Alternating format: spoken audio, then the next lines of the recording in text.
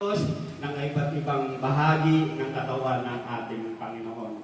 Salamat din dahil sa, kumbaga, isang kagalakan sa isang pastor, tagapagturo, na kapag ang mga mananampalataya na kanyang ginagabayan, nakikita mo na nagkakaroon ng milyoramento sa paglakad sa buhay pananampalataya.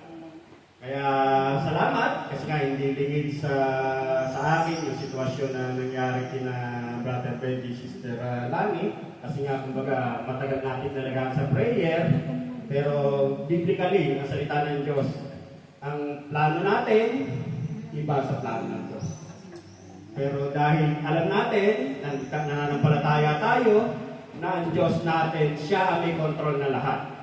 Hindi man natin naintindihan, hindi man natin naunawaan, pero lagi sinasabi, lahat pa rin yun ay para sa ikabubuti ng kanyang mga hinirang.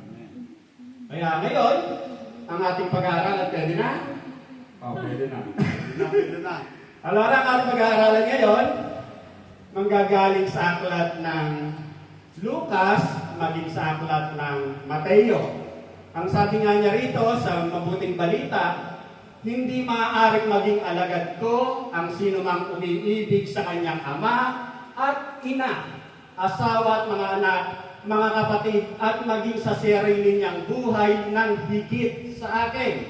Sa Mateo, chapter 10, verse 37, ang umiibig sa ama o sa ina ng higit sa akin ay hindi karapat-dapat sa akin.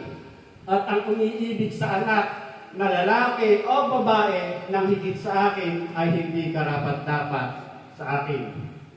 Ang mensahe ng Panginoon sa oras nito ay may titulong The Unfamiliar Idolatry, o ang hindi natin namamalayan na Diyos-Diyosan. At bago po tayo magpatuloy, manalangin muna tayo. Purihin ka, O Diyos, sambahin ka, Ama, sa Espiritu at katotohanan. Lord God, ikaw pa rin ang Diyos noon, ngayon, at magpakailanman. Hindi ka, Panginoon, nagbabago. Ikaw ang Diyos na nagpakilala kay Abraham, Isaac, at Jacob. At maging sa panahon namin ay patuloy na nagpapakilala sa bawat isa sa ating Panginoon. Dakila ka, Ama. Ikaw po ang the great sovereign God na may kontrol ng lahat ng bagay, Panginoon. Makapangyarihan ka, Panginoon. Ikaw ang hari ng mga hari, ang Diyos ng mga Diyos, Panginoon. Salamat po, O Diyos, sapagkat tunay nga na patuloy mo kaming tinuturuan na makalakad sa iyong nais, Panginoon. Pero may oras sa sandali pa rin, Panginoon, na kami kinakapos. Nagkukulang kami, Ama, nagkakasala kami. At sa iyong kabanalan, hindi namin maabot, Panginoon, ang iyong antas na kabanalan, Panginoon. Nakakaisip kami, nakapagsasalita kami, nakagagawa kami, O Diyos, ng mga bagay na hindi kaaya-aya sa iyo. Kaya ang dalangin ko nga po, O Diyos, sa sandali nito, patuloy mo kaming pakalinisin. Patawarin sa mga oras sandali na kami nagkukulang, upang sa gayon wala pong maging balaki sa aming pag-aaral sa mga sandali nito, O Diyos. At sa dalangin ko nga po, O Diyos, sa tulong gabay ng Santong Espiritu, patuloy mo kaming bigyan ng kaliwanagan, kaunawaan, na nagmumula sa iyo, Ama, upang sa gayon patuloy po namin maintindihan, maunawaan ang iyong nais sa aming buhay, Panginoon.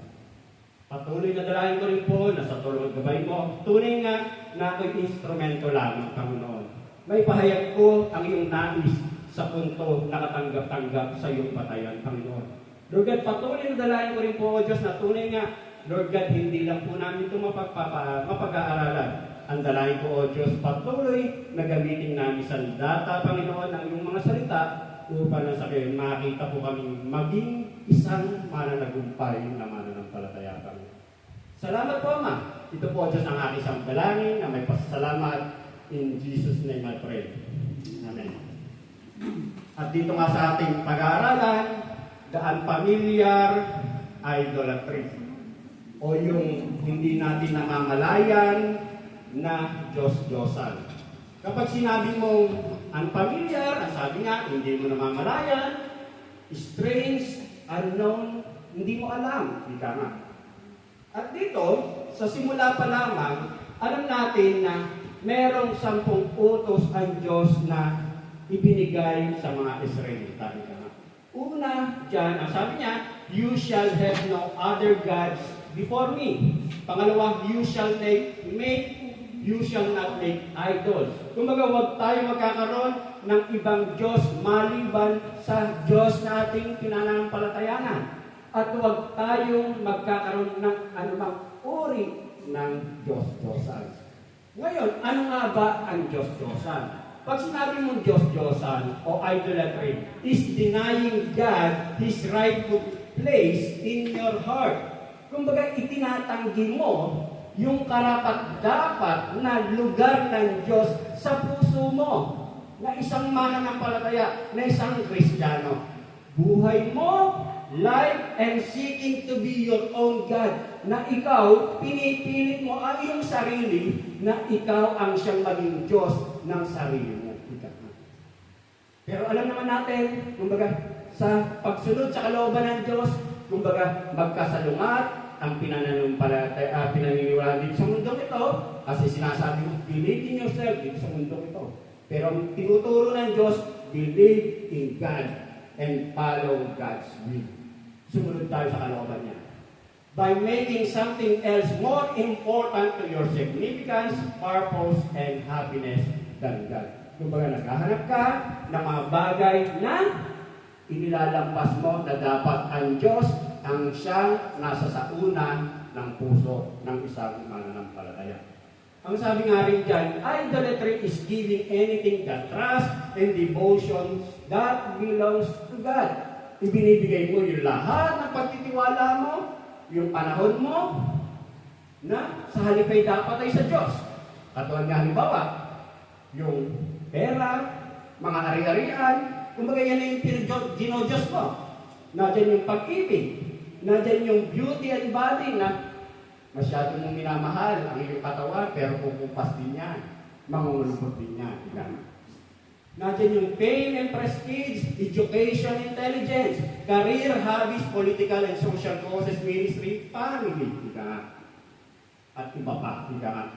Ano mang bagay na nagiging kaagaw ng Diyos na dapat ang Diyos ang una sa lahat. Kumbaga, yan ang nagiging Diyos-Diyosan na hindi mo namamalayan, nagiging Diyos-Diyosan mo na pala. Oo, wala kang rebulto. Oo, wala kang naiwasan mo ng sumampa sa mga Diyos-Diyosang rebulto na ating kinasanayan. Pero, sa buhay mo, meron kang ginagawang Diyos-Diyosan na hindi mo namamalayan. At dito sa ating pag-aaralan, ang specific dito, kumbaga, sa pamilya. Kumbaga, ang sabi niya, ano nga ba ang ibig sabihin ng higit na pagmamahal kesa sa Diyos? Dito sa ating mensahe, ang tutok niya ay sa pamilya. Unang punto natin, ang sabi nga niya rito, the love for our loved ones. Ang pag-ibig natin o ang pagmamahal natin sa ating mga mahal sa buhay. Kumbaga, ang tanong, dapat ba nating mahalin ang ating mga pamilya? Oo naman. Sapagkat yun din ang utos ng Diyos na dapat nating mahalin ang ating mga pamilya. Ang sabi nga, kumbaga, ang pamilya ay pamilya. Sinasabi pa nga, blood is thicker than water. Katulad halimbawa ng testimony ng ating kapatid na Sister Betty na nakakalungkot, may mga problema nangyayari within the family, pero dahil nga blood is thicker within the family, pilit mo yan inaayos. Kumbaga, paniguradong hindi lang sa kanila, maging sa ibang pamilya, maging sa pamilya ninyo o nila, meron din nangyayari din yan. Ang pamilya ay pamilya. Ang sabi rin sa Exodus 20:12, igalang ninyo ang inyong ama't ina, sa gayon mabubuhay kayo ng matagal sa lupain ibinigay ko sa inyo. Sa una pa lang, ipinapaalala sa atin na kung gusto mong humaba ang iyong buhay, ang inuutos ng Diyos, matuto kang irespeto mo ang iyong mga magulang. Kung anak ka, lahat naman tayo anak nito. Kung gusto mong humaba ang buhay mo, yan ang utos na sinasabi. Ang pangako, para humaba ang buhay mo, matuto kang gumalang, rumespeto sa iyong mga magulang.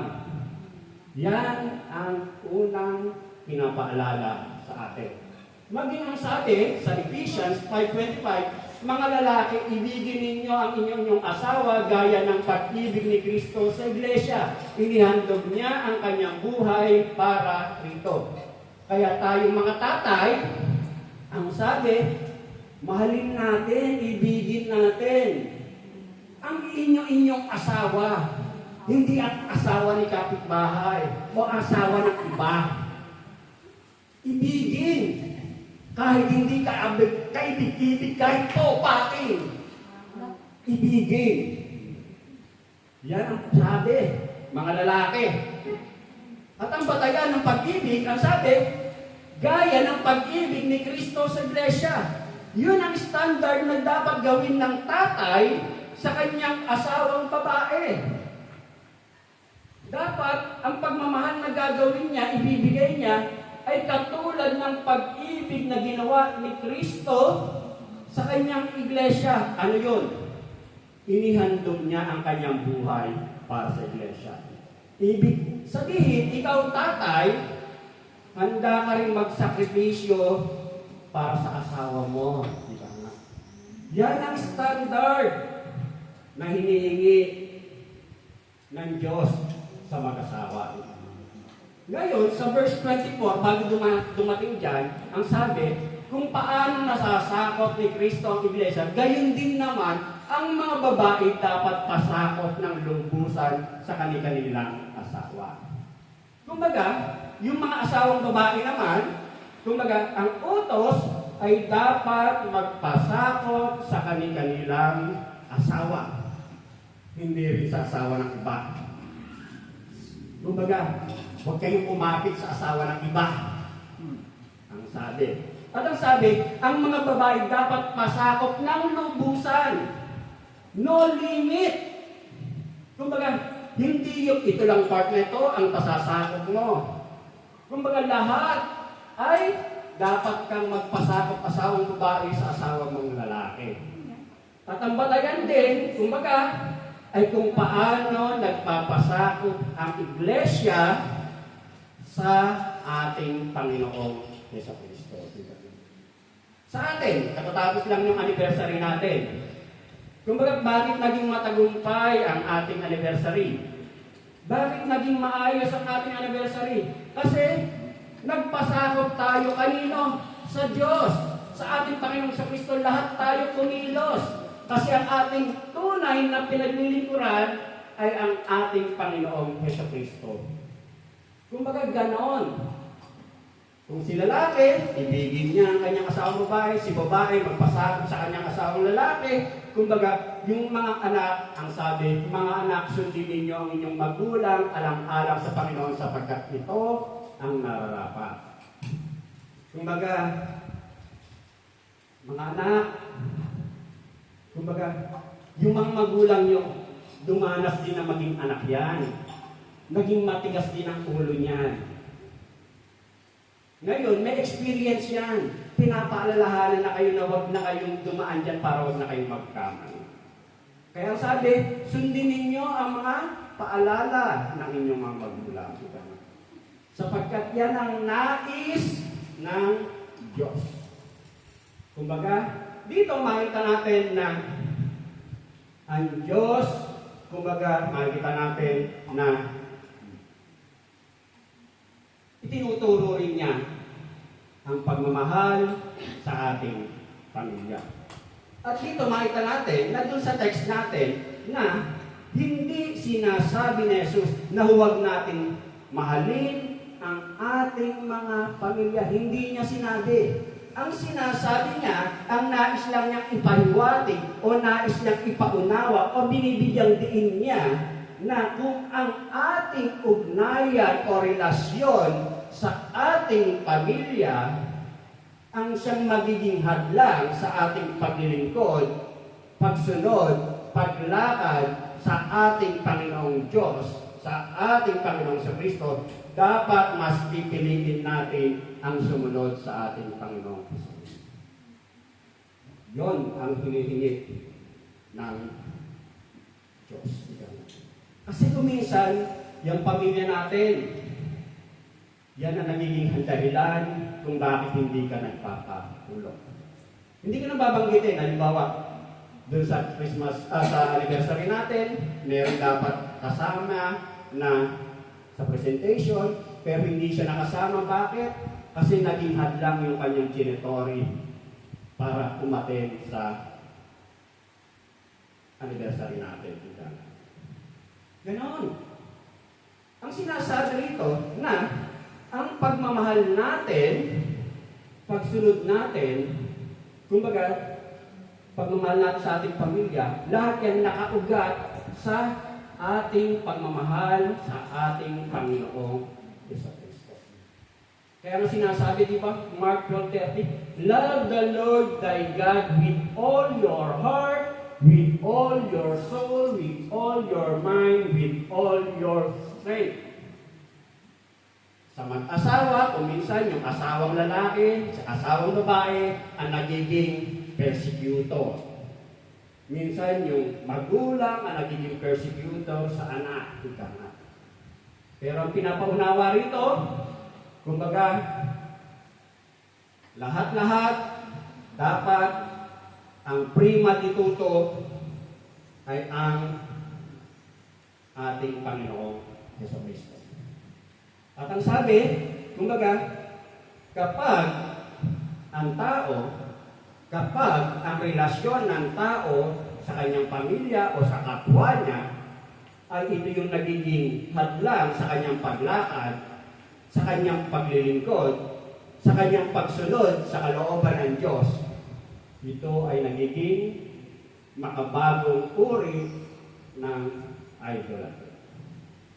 The unknown and familiar idolatry. Hindi mo alam, nagiging Diyos-Diyosan na yan sa buhay mo. Paalala, sabi, idolatry is denying God. Itinatanggi mo yung rightful place ng Diyos sa puso mo, sa buhay mo, at mas pinipilit mo ang iyong sarili na siyang masunod. Yan ang idolatry. Kung ka nagkakaroon ng kaagaw na dapat ang Diyos ang siyang una sa lahat. Bilang mga Kristiyano, kumbaga dapat maging atento tayo sa mga bagay na maaaring nagiging daan na hindi mo na mamalayan na ito pala yung nagiging unfamiliar idolatry na sa buhay mo. Maging maingat ka. Maging atento ka, ika nga. At dito, halos lahat naman sa atin, karamihan sa atin, kumbaga, mananampalataya, halos karamihan sa atin, ika nga. At yung paglakad natin sa ating buhay pananampalataya, natanggap natin yan dahil sa kaligtasan na ibinigay ng Diyos. Yung kaligtasan na yan, libre. Kumbaga, ang Diyos ang siya nagbigay. At hindi tayo karapat-dapat, ibinigay ng Diyos. Yung kaligtasan na yan. Pero, dapat nating maintindihan na kahit libre yung kaligtasan na yan, kumbaga, costly yan. Mahalaga yan. May valor yan. Ngayon, paano may masasabi? Halimbawa, may nagbigay sa iyo ng isang mamahaling aso. Ibinigay lang sa iyo, magkano ang presyo ng isang mamahaling aso. O halimbawa, may nagregalo sa iyo ng isang magandang orchids, pamamahaling bulaklak. Binigay lang sa iyo. Kumbaga, presyo di valore, hindi ka nga. Pero yung ibinigay sa iyo, kumbaga, tinanggap mo, hindi ka dapat kang bigyan, pero binigyan ka. Pero yung binigay na yan, dahil may presyo yan, kumbaga, iingatan mo yan. Kumbaga, yung halimbawa, yung asong mamahalin, pakakainin mo ng mga mamahaling pagkain, hindi mo pwede nang basta tira-tira na pinit-pinit. Baka matibo, mamatay. Patodoktor mo. Minsan nga sinasabi, di ba? Dati, kumuha tayo ng aso para may magbantay sa bahay natin. Ngayon, hindi ka na makalis ng bahay kasi naghahanap ka na magbabantay sa aso mo. Kumbaga, ngayon, pag hindi mo nagawa yan, Yung binigay sa'yo na mamahaling aso o mamahaling orchid o bulaklak, kapag hindi mo inalagaan yan ng tama, pwedeng mamatay yan. Pwedeng mamatay. Kaya dito makita natin na yung buhay natin, yung paglakad natin, yung kaligtasan natin, kumbaga, ligtas ka na, pero yung kaligtasan yan, makikita natin na hindi lang basta ligtas ka. Kailangan mong mag-grow. Kailangan mong magkaroon ng growth. Kailangan mong lumago. Pag hindi ka lumago, bansot ka. Kumbaga, hindi normale. At dito makita nga natin na ang lahat ng Kristiyano o ang lahat na tunay na Kristiyano ay disciple. At ang lahat ng disciple ay Kristiyano. Ibig sabihin, magkaugnayan. Kung sinasabi mong Kristiyano ka na, kumbaga, dapat disciple ka. Kumbaga, lumalakad ka. Lumalakad ka sa kalooban ng Diyos. Katulad halimbawa nga sa physical na buhay, ang isang baby na pinanganak sa physical birth, kumbaga hindi yan mananatiling baby. Aalagaan mo yan para lumaki. Ganon din sa spiritual na buhay. Kumbaga kailangan din nating mag-grow. Kailangan nating lumago. Kaya dito makita natin na, kumbaga, ang sabi nga, kapag ang kalooban ng pamilya ay nagiging salungat sa kalooban ng Diyos, ang tunay na lumalakad sa kalooban ng Diyos ay mas pipiliin niyang sumunod sa kalooban ng Diyos. Ibig sabihin, ang pinag-uusapan dito ay yung priority, yung ultimate loyalty ng isang Kristiyano. Pangalawa, na pinapaalala sa atin, the cost of following Jesus. Yung halaga ng pagsunod sa ating Panginoong Kristo. Sa Matthew 9:9, ang sabi nga niya rito, as Jesus passed on from there, he saw a man called Matthew sitting at the tax booth, and he said to him, "Follow me." And he rose and followed him. Dito makita natin na subito si Matthew tinawag ng ating Panginoong Kristo, subito sumunod siya. Ganon din tayo. Yung mga unang disipulo, nung tinawag ng ating Panginoong Kristo, sumunod sila. Nagdesisyon silang sumunod. Kahit hindi nila lubusang naintindihan kung ano yung nakakakibat na lalakaran mo sa iyong pagsunod. Ang kailangan lang, yung desisyon na sumunod ka.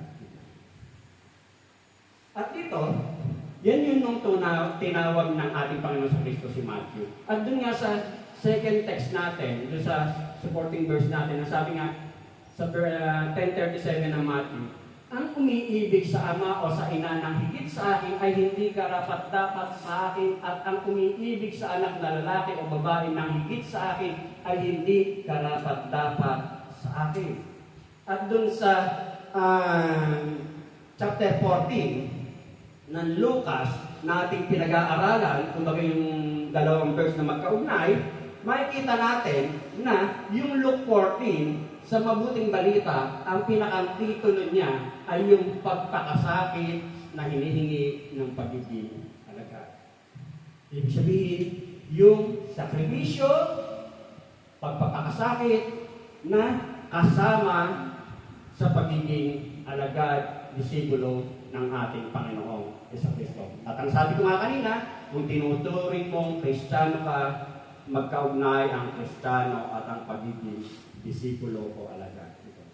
Sa verse 25, ang sabi, sumama kay Jesus ang napakaraming tao, humarap siya sa kanila at kanyang sinabi, hindi maaaring maging alagad ko ang sino mang umiibig sa kanyang ama at ina, asawa at mga anak, mga kapatid, at maging sa sarili niyang buhay ng higit sa akin. Ang sino mang hindi magpasa ng sariling krus at sumunod sa akin ay hindi maaaring maging alagad ko. Sa verse 33, ang sabi, gayon din naman hindi maaaring maging alagad ko ang sino man kung hindi niya tatagdan ang lahat sa kanyang buhay. Kumbaga, yan ang sinasabi kanina ni Sister Lani, na hindi madaling lumakad sa kalooban ng Diyos. Kung talagang gusto mong lumakad, makasunod sa kalooban ng Diyos. Pero hindi rin pwedeng hanggang dyan ka na lang kasi, ano sabi? Abnormal ka kung hindi ka lumalago. Abnormal ka kung hindi ka nagme-meliore sa iyong paglakad sa iyong buhay pananampalataya. Kasi yung physical birth niya, lumalaki yan eh. Ganun din sa spiritual birth. Ika nga. At ang sabi, tataligdan niya ang lahat sa kanyang buhay. Kumbaga, ang dami. Ilan lang yan. Nandiyan yung hobbies, sport, vacations, family, friends, pleasure. Sabihin mo, sino nga ba talaga ang nasa sentro ng buhay mo? Is Christ the center of your life? Is He the center of your beloved's life? Hindi sinasabing masama, pero sinasabi, dapat si Jesus Christ, ang Panginoong Diyos, ang sentro, priority dito.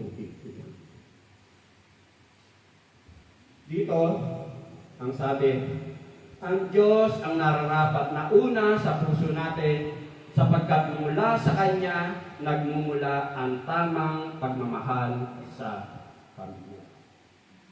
Ang tamang pagmamahal sa pamilya.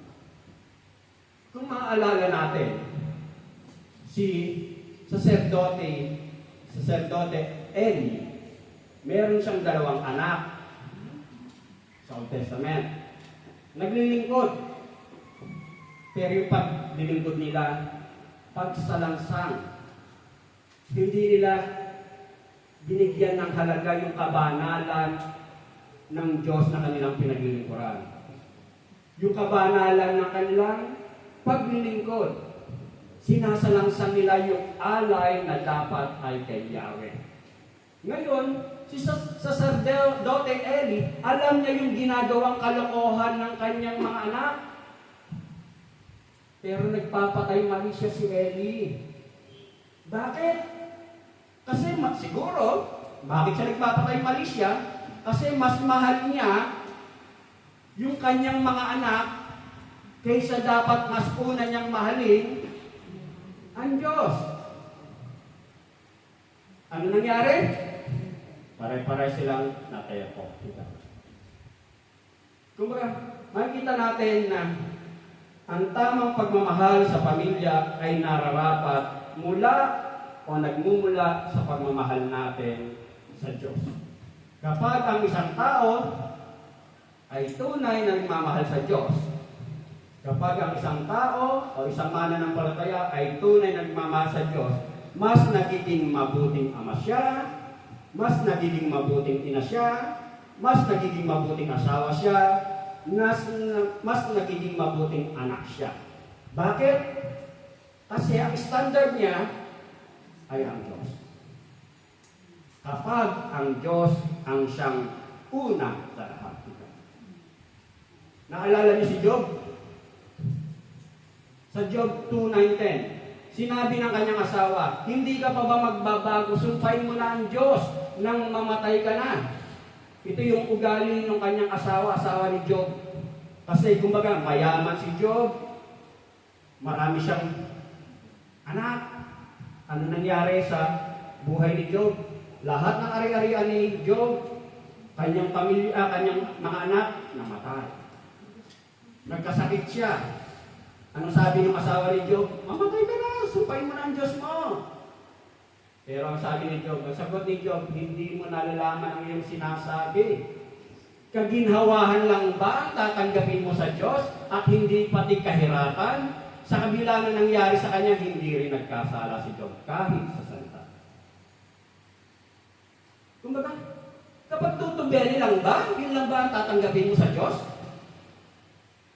Kasi God is in control of everything.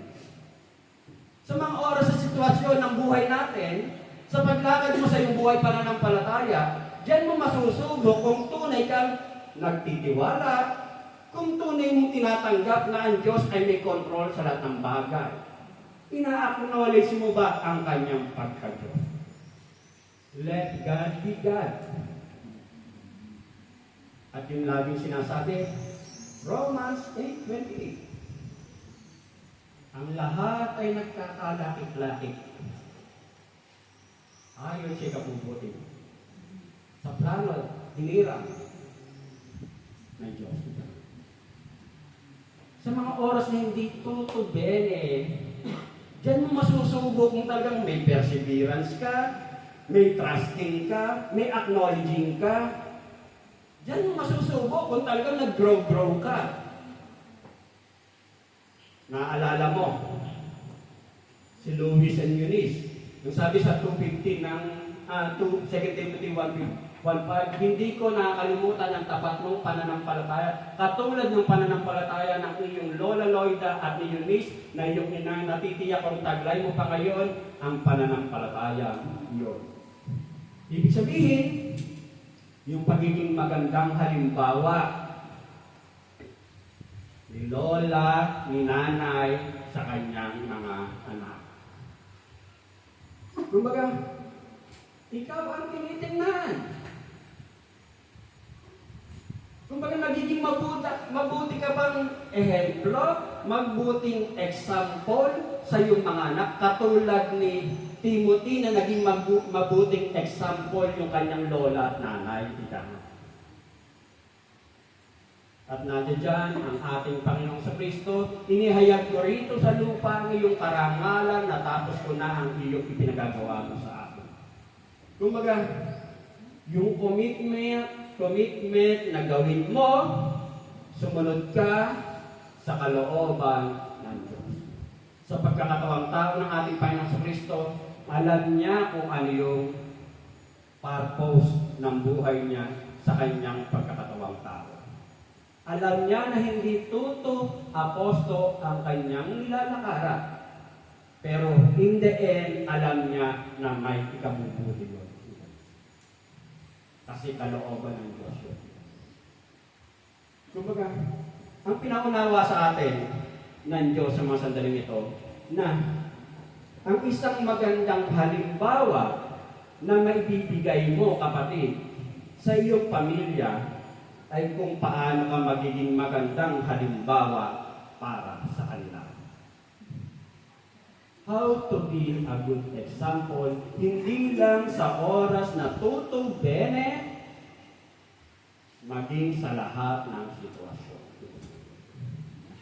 Dito sa text natin, ang sabi nga, if anyone comes to me and does not hate his own father and mother and wife and children and brothers and sisters, yes, even his own life, he cannot be my disciple. Ngayon, dapat natin maintindihan na yung salitang hate dito na sinasabi, hindi siya literal na galit, ika nga. Nagigit nyo? If anyone comes to me, ang sabi ng ating Panginoon sa Kristo, if anyone comes to me and does not hate his own father and mother and wife and children and brothers and sisters, kumbaga, hindi literal na hate o galit o pukot sa pamilya ang pinaunawa rito, kundi ang nais ipaunawa rito ay binibigyang diin o binibigyan ng paraan na ito yung mas importante. Nagigit nyo? Na ito ang mas importante. Ang mas importante ay yung pagmamahal mo sa ating Panginoong Diyos, sa ating Panginoong Jesucristo. At dapat ng lahat ng pagmamahal na yan, ang pagmamahal mo sa Diyos ay above sa lahat. Kaya nga nung nag-aaral kami nung discipleship, nung kami ni Sister Jenny, biniro ko Sister Jenny, sabi ko, pangalawa ka na lang sa akin. Hindi na ikaw ang number 1 ko. Bakit? Kasi number 1 ko, si Jesus Christ na. Ganon, yun ang nais pa unawaan niya. Na sa lahat ng uri ng pagmamahal, sa lahat ng uri ng relasyon, dapat ang prima dituti ay ang ating Panginoong Jesucristo. Ika nga. Ang sabi nga, kumbaga, kasi kung minsan, yung mga pagiging kapritsoso ng ating mga asawa, o kapritsosa, o pagiging kapritsi ng mga bata, na yan ang nagiging dahilan kung bakit nagiging hindi ka makating sa mga gawain, ipinagpapalit mo ang ministry mo, pinagpapalit mo ang gawain kasi sa mga kapritsi ng mga yan. Ang pinapaalala rito, instrumento lang po ako. Huwag kayong magalit. Magalit man kayo, blessing ng Diyos yan. Kasi ang sabi, mas uunahin ang pagmamahal sa Diyos.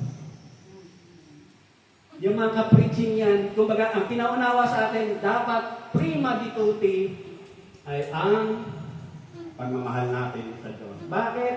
Kasi yung meron tayo ngayon, yung kaligtasan na meron tayo ngayon, yung karapatan na tayo maging anak niya, bakit tayo nagkaroon yan? Binigyan, binili with high price. Ang sabi nga sa 1 Corinthians 6:19-20, you are not your own, for you were bought with a price, so glorify God in your body. Kumbaga, kaya tayo nagkaroon ng karapatang tumawag sa Diyos ng Ama-Ama, nagkaroon tayo ng karapatan, ng relasyon, ng kaligtasan. Kumbaga, dahil lahat yan sa sakripisyong ginawa ng ating Panginoong Jesucristo sa krus ng Kalbaryo. Ngayon, ang sabi niya, the unknown or unfamiliar idolater. Hindi mo na mamalayan na nagiging Diyos-Diyosan na pala. Yung masyado mong mas inuuna mo.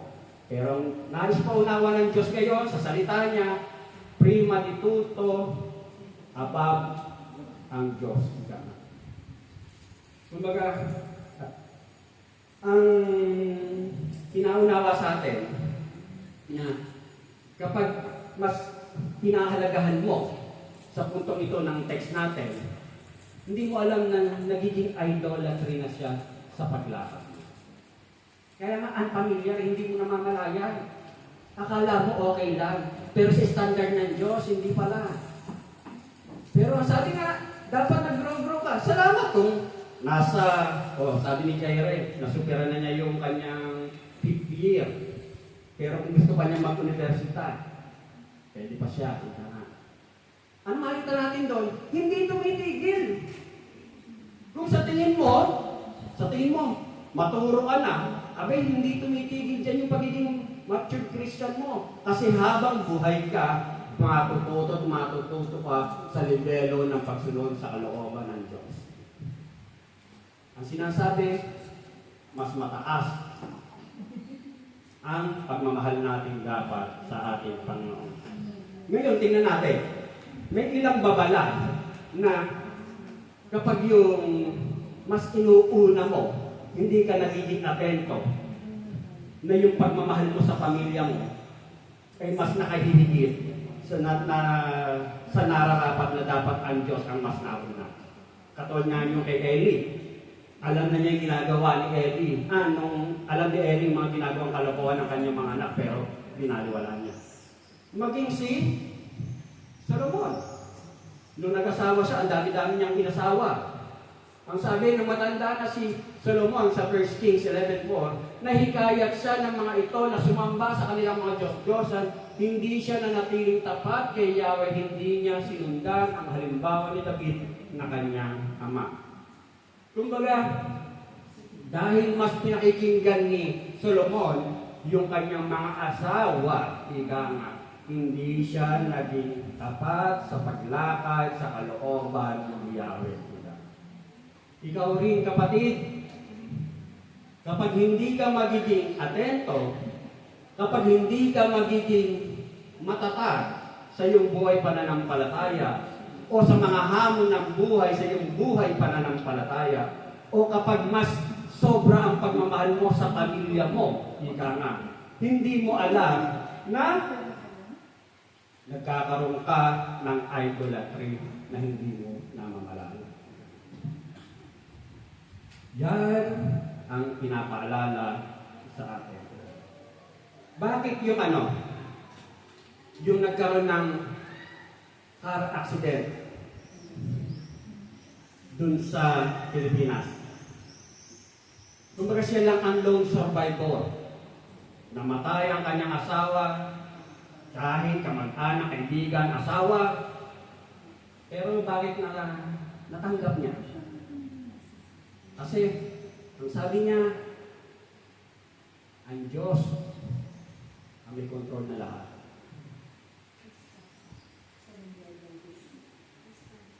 Sa Badista nga lang siya, pero yun ang paniniwala niya na kalooban ng Diyos yun. Binigyan siya ng second na pagkakataon para maintindihan na nawala yung buong pamilya niya. Lahat, 7 ata o 8 siya mata namatay. Siya lang ang tanging nabuhay. Naisgat siya ng bus at saka ng truck. Pero paano niya natanggap? Kasi sabi niya, pinagkatiwala niya lahat sa Diyos. Yun ang pinaunawa sa atin. Na dapat, matatanggap mo ang sitwasyon na nangyayari sa buhay mo. Kapag alam mo kung sino yung Diyos na pinaglilingkuran mo. Kumbaga, kapag kilala mo kung sino yung Diyos na pinananampalatayanan mo. At yun ang sinasabi, yun ang tinuturo ng Diyos sa mga sandaling ito, na dapat ang Diyos, ang Panginoong Kristo, ang prima dituti. Yung mga anak naman natin, pamilya natin, pahiram rin lang sa atin yun eh. Pahiram lang sa atin yan. Ang sabi nga, di ba, sa text natin, hindi maaaring maging alagad ko ang sino mang umiibig sa kanyang ama, ina, asawa ng anak, mga kapatid, at maging sa sarili niyang buhay ng higit sa akin. Ang sabi, if you cannot love Jesus far and above, you cannot rightfully love your family. Kapag hindi mo minamahal ng talagang higit ang ating Panginoon sa Kristo, na ay higit sa lahat, hindi mo mamamahal o hindi mo matutunang mahalin ng tama ang iyong pamilya. Kasi ang batayan, ang Diyos. Jesus first. Una ang Diyos. Yan ang nais ituro ng Diyos sa bawat isa sa atin. Na kumbaga, dapat natin maintindihan na hindi tayo, kumbaga, dapat nag-grow tayo sa ating buhay pananampalataya. Kung sa tingin mo, maturo ka na, pero meron ka pa rin, kumbaga, magmimilyori tayo ng magmimilyori eh. Ito ang isang pinapaalala ng Diyos sa atin sa mga sandaling ito, na hindi natin matutunang mahalin ng tama ang ating pamilya kung hindi natin mamahalin ng higit ang ating Panginoon. Ang ating Panginoon sa Kristo. At ito ang tingnan natin. Kapag binabaliwala mo, ikaw sabihin mong matagal ka ng Kristiyano, sabihin mo nasa leadership ka. Pero sa pamilya mo, ang ipinakikita mo halimbawa ay binabaliwala mo ang ministry mo, paglilingkod mo, iniitsipwera mo yung mga gawain mo, para ipagpalit sa mga kapritsyo ng asawa mo, ng anak mo, anong binibigay mo halimbawa? Ibig sabihin, hindi ganun kahalaga si Jesus Christ sa buhay mo. Yun ang binibigay mong halimbawa na hindi siya ganun kahalaga sa buhay mo. Na okay lang, secondary lang. Pero ang nais ng Diyos, ang pinaunawa ng Diyos, kumbaga sa hindi maaaring maging alagad ko ang sino mang umiibig ng higit. At dito, ang sabi niya, lahat tayo, karamihan sa atin, mga Kristiyano, mananampalataya, yung pagiging Kristiyano natin, tayo'y disipulo. Lumalakad tayo sa kalooban ng Diyos. Anong alagad? Anong disipulo? Learner. Natututo. At ang paalala sa atin na ang lahat ng relasyon natin, pagmamahal natin, dapat nag-ugat sa ating Panginoong Diyos. At kapag hindi natin sinusunod o binibigyan ng valore yung pagsunod natin sa ating Panginoong Kristo, anong halimbawa ang iniiwan natin? Kumbaga, hindi ganun kahalaga ang ating pagsunod sa ating Panginoong Diyos. Kumbaga, parang isinasalansang natin, nilalagay natin sa putikan ang pangalan ng ating sinasabi natin, Lord of Lords, King of Kings. Kumbaga, hindi tayo nagiging born essential. Ibinababa natin yung standard na sinasabi natin, Alpha and Omega, Lord of Lords, King of Kings. Ibinababa mo yung standard na bilang Diyos. At sino ang nagiging Diyos? Ang sarili mo. The unfamiliar idolater. Ang paalala sa atin sa Matthew 5:13, you are the salt of the earth, but if the salt loses its flavor, how shall it be seasoned? It is a good for nothing but to be thrown out and trampled underfoot by men. Tayo'y asin ng sanlibutan. Ano bang purpose ng asin? Ang sabi diyan, kapag wala ng lasa ng asin, itinatapon na lamang. Inaapak-apakan. Wala ng silbi. Pero tayo mga Kristiyano, we are considered as salt ng mundong ito. Dapat, kumbaga, salt preserved, kumbaga napapanatili, salt flavor, kumbaga nagbibigay lasa sa mga pamilya mo, kakilala mo, salt stings, salt creators. Merong pananafik sa ating Diyos. Kumbaga, sa mensahe ito na tinuturo ng Diyos sa mga sandaling ito, na hindi kasalanan. Hindi kasalanan ang mahalin ang ating mga pamilya. Pero ang nais lang ipaunawa ng Diyos sa mga sandaling ito, ngunit kung ito ang nagiging dahilan, nagiging hadlang, dapat sa puso natin, ang priority natin ay ang ating Panginoon Diyos. Kapag hindi mo, binabaliwala mo yan, hindi mo na mamalayan, merong kang kine-create na unfamiliar idolatry sa buhay. Ngayon, suriin mo yung sarili.